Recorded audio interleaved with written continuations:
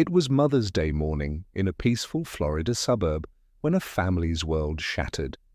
Their 13-year-old daughter, Tristyn Bailey, had vanished overnight. Hours later, the worst possible news arrived. She had been found, brutally murdered. The suspect?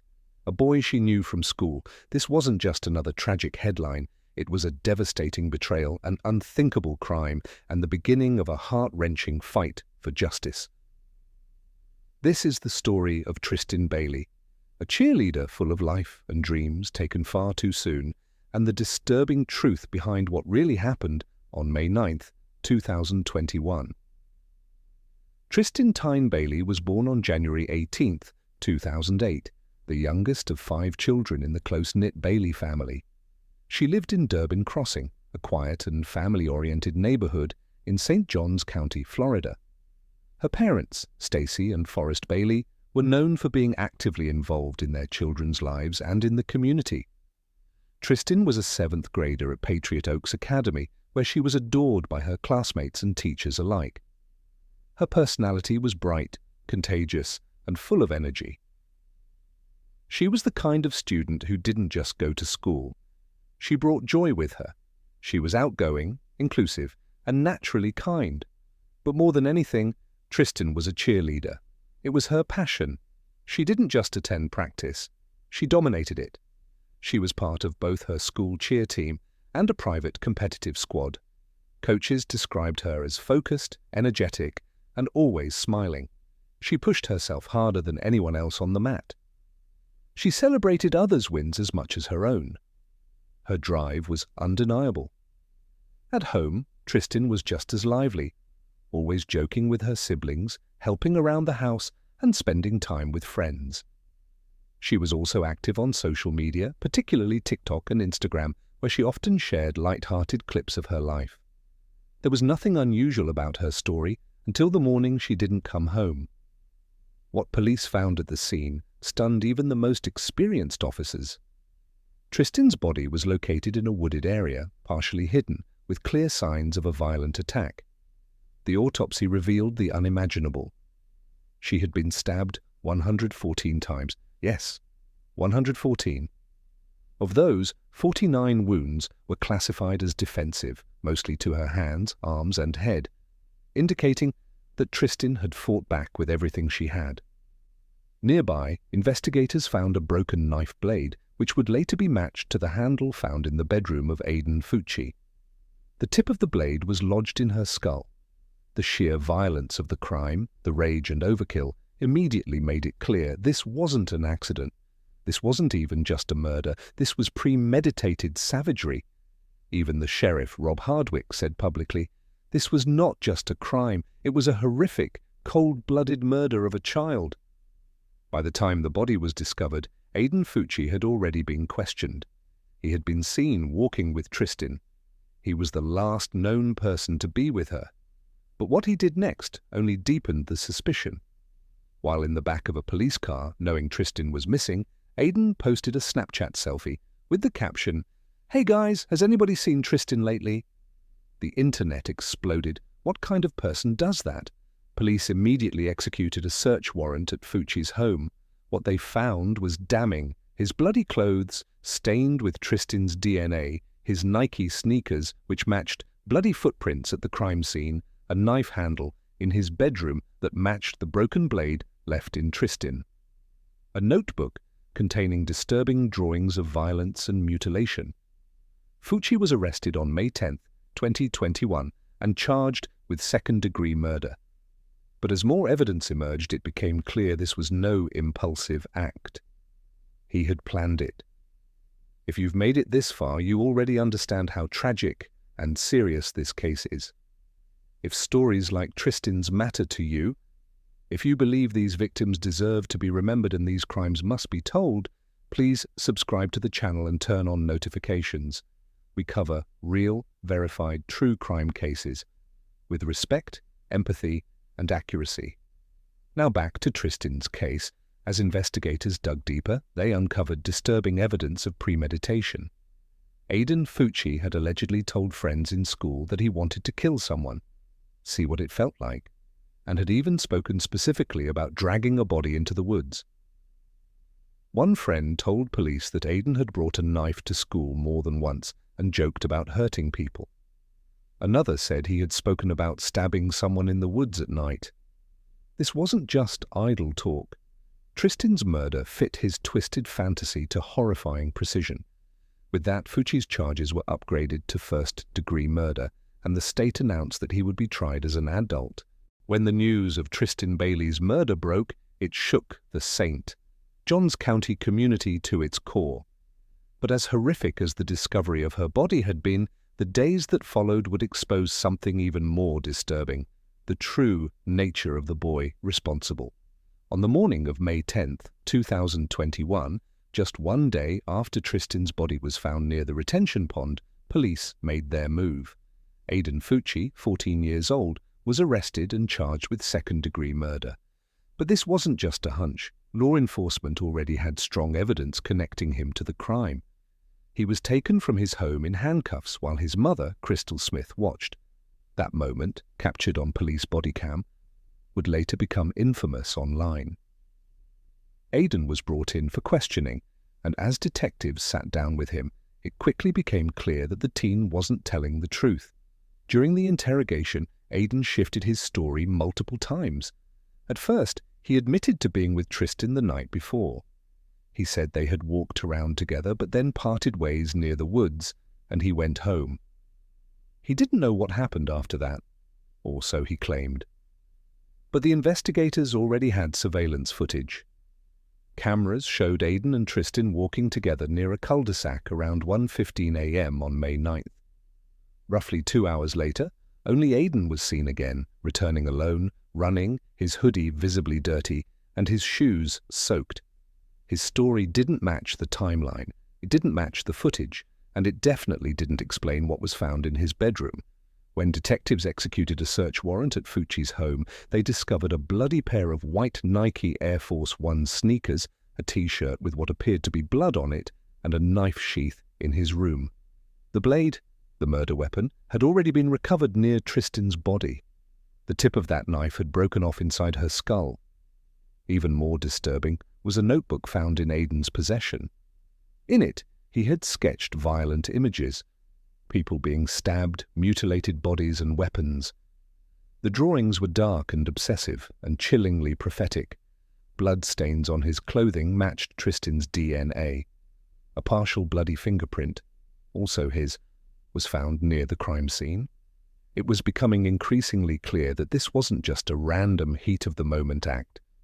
This was something darker, something that seemed planned. As if the brutality of the crime wasn't enough, Aiden Fucci's behavior in the hours after Tristyn's murder horrified the public even further. While sitting in the back of a police car, knowing he was being questioned for a missing girl, a girl who, by then, was already dead, Aiden pulled out his phone, took a selfie, and posted it to Snapchat with the caption, "Hey guys, has anybody seen Tristyn lately?" The photo showed him smirking, no remorse, no fear. Just a teenager trying to be clever. That post immediately went viral. The reaction was swift and furious. People called it psychopathic, chilling, and sick. What kind of person, after brutally murdering a classmate, mocks her disappearance online? It was a haunting preview of how detached Aiden Fucci truly was. As police began digging into Aiden's phone and computer, they discovered more red flags and more signs of premeditation. Search history showed queries like how to hide a body, what happens when you stab someone in the neck, how to get rid of blood from clothes. He had followed crime pages, death memes, and accounts that glorified violence. Friends later came forward and told detectives that Aiden had talked multiple times about wanting to kill someone just to see what it felt like. One girl said she thought he was joking. Another said he mentioned that he wanted it to be someone random. But Tristyn wasn't random. She was his classmate, someone who may have trusted him. And now her life had been taken, violently and deliberately. Tristyn's autopsy further confirmed the shocking brutality of the attack. She had been stabbed 114 times. 49 of those wounds were categorized as defensive. meaning Tristyn had fought back with everything she had. She tried to survive. She fought until her last breath. There were stab wounds to her head, her neck, her hands, her arms, all consistent with someone desperately trying to fend off an attacker. One wound punctured her carotid artery, causing her to bleed out rapidly. The medical examiner ruled her death a homicide by sharp force trauma. The broken blade left inside her skull was matched to the handle found in Aiden's room. It was no longer just speculation. The evidence was undeniable. While Aiden was behind bars, something unexpected happened. His mother, Crystal Smith, was caught on surveillance footage washing blood out of his jeans in the bathroom after he was brought in for questioning. The footage clearly showed her scrubbing the pants and trying to clean them. Authorities acted swiftly. Crystal Smith was arrested and charged with tampering with evidence. She later bonded out, but faced a separate trial for her involvement. Her arrest ignited even more outrage. Why would a mother try to cover up a brutal murder? Was she trying to protect her son? Did she think she could erase the blood and erase the truth? Whatever her intentions, the damage had already been done. Initially, Aiden had been charged with second-degree murder, given his age, but prosecutors quickly pushed for an escalation. Given the amount of evidence, the nature of the wounds, and the clear signs of premeditation, a grand jury indicted him for first-degree murder, just 18 days after Tristyn's death. On May 27, 2021, the court ruled that Aiden Fucci would be tried as an adult. Though only 14 at the time, his crime showed an adult level of awareness and cruelty. The state attorney's office issued a statement saying, "This was not just a tragic loss of life. This was a cold, calculated act by a youth who understood what he was doing, and did it anyway." The Bailey family, still processing their grief, fully supported the decision. Tristyn's older sister, Brittany, posted on social media, "Justice isn't revenge. Justice is standing up for what's right. And what's right is making sure my sister's killer faces every consequence of what he did." In the months that followed, Tristyn's story captured national attention. News outlets everywhere reported on the case. Candlelight vigils were held, ribbons lined school fences, and communities across Florida and beyond mourned her loss. At Patriot Oaks Academy, a mural was painted in her honor. Her cheer squad retired her number, her teammates wore green, her favorite color, and competed in her memory. The Bailey family launched a foundation in her name, the Tristyn Bailey Memorial Fund, supporting youth programs and cheerleading scholarships. But through all the tears, one thing remained certain. They would not stop until justice was served. After Aiden Fucci's arrest and the devastating revelations that followed, the St. Johns County community braced for what would come next, a high-profile courtroom battle over the murder of a child, a case that had shattered families, captured national attention, and reignited a national conversation about violence among youth. Now it was time for justice. For nearly 2 years, the Bailey family waited as the justice system prepared for trial. Meanwhile, the evidence continued to mount against Aiden Fucci, physical, digital, and testimonial. But just as public outrage reached its peak, a shocking decision was announced. On February 6, 2023, in a small, tense courtroom packed with reporters, attorneys, and tearful family members, the now 16-year-old admitted to murdering 13-year-old Tristyn Bailey. He stood, wearing a dark suit and shackles, and with a flat, emotionless tone said, "I'm guilty. I'm sorry to the Bailey family." But to many, those words rang hollow. There was no explanation, no emotion, no understanding of the pain he'd caused. Just a cold confession to a crime that had already broken so many hearts. Aiden's legal team had originally been preparing for a full trial, but with the overwhelming evidence against him, the chances of winning were near zero. The guilty plea was likely strategic. By avoiding trial, Aiden's defense hoped the judge would consider his age and show mercy during sentencing. But for Tristyn's family, there was no mercy left to offer. Her father, Forrest Bailey, said it best. "We are grateful not to have to endure a painful trial, but make no mistake, we want the maximum sentence because there is no bringing Tristyn back." And they weren't alone. The entire courtroom and much of the nation waited for the sentencing with bated breath. In March 2023, a sentencing hearing was held to determine Aiden Fucci's punishment. Over 2 long, emotional days, the courtroom heard from Tristyn's parents and siblings, expert psychologists, law enforcement officers, Fucci's own defense team, and even Fucci himself. Each moment was more heartbreaking than the last. Tristyn's mother, Stacey Bailey, delivered a gut-wrenching victim impact statement that left the entire courtroom in tears.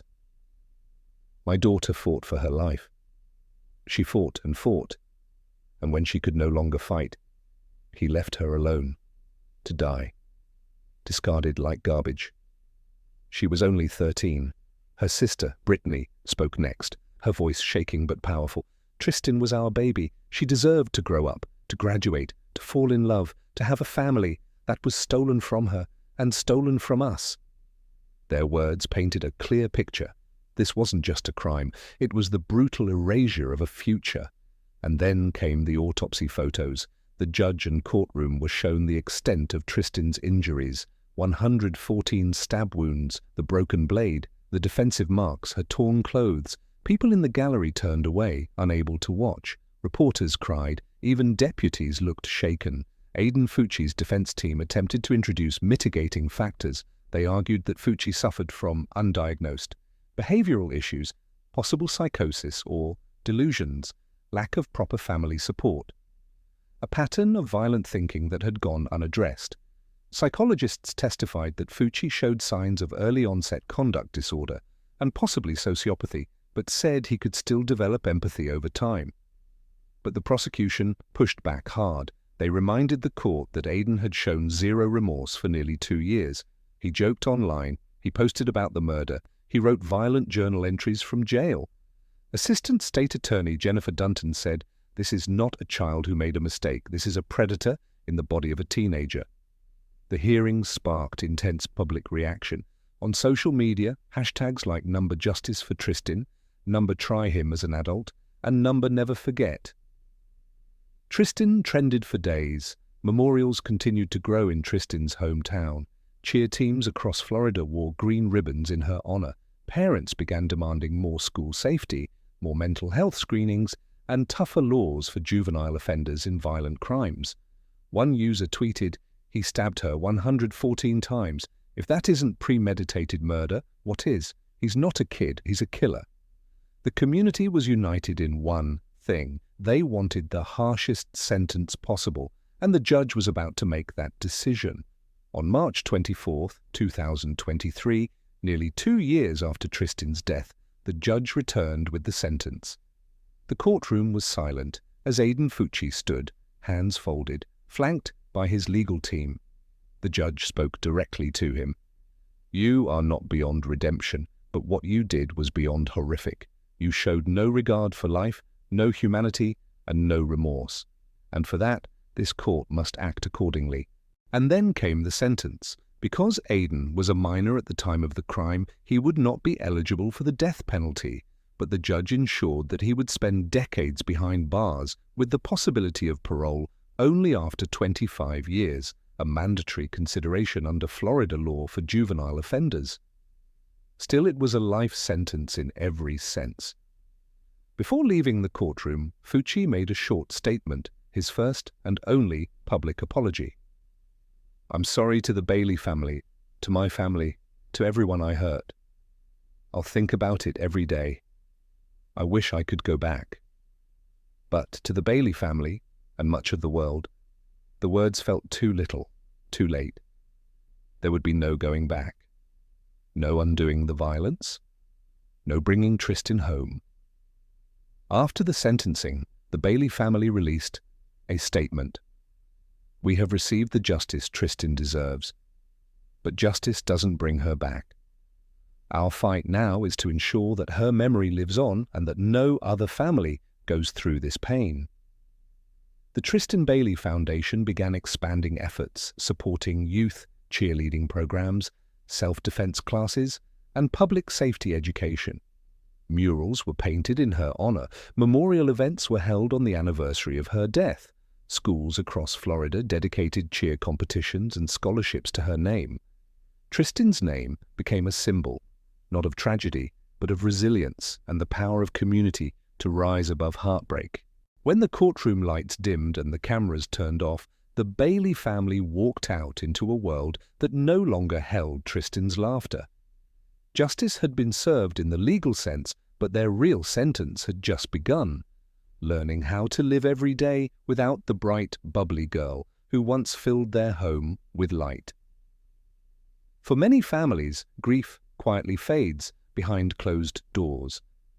But for the Baileys, their grief became public, not by choice, but by the magnitude of what they had endured.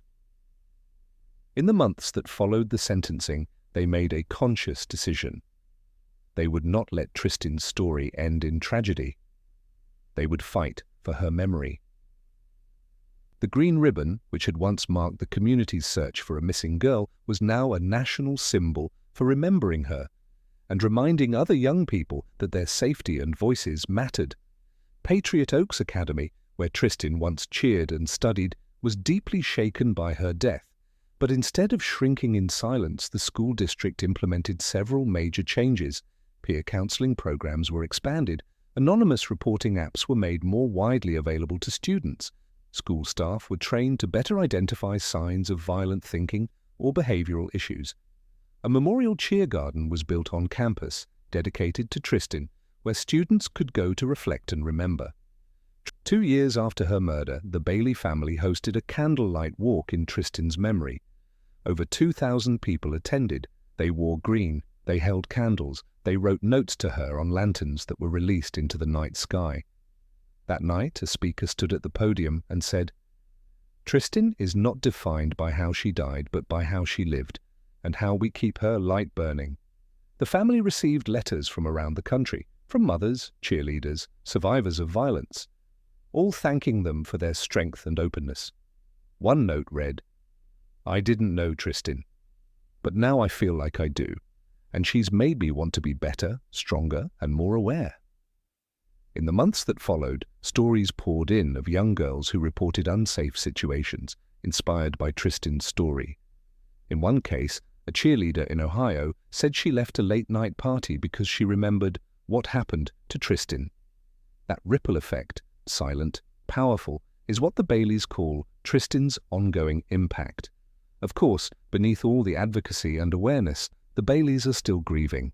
There are empty seats at the dinner table, echoes in a cheer gym, moments of silence that used to be laughter.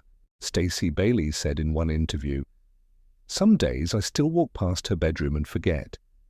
Then it hits me all over again." The family attends therapy, relies on each other, and leans on the support of a now global community. But they've also made peace with one difficult truth. Grief doesn't go away. You just learn to live alongside it. And for Tristyn's siblings, especially her older sister who was her best friend, the road has been hard, but they've turned pain into purpose, mentoring younger cheerleaders, volunteering, and keeping her photos on their uniforms during competitions.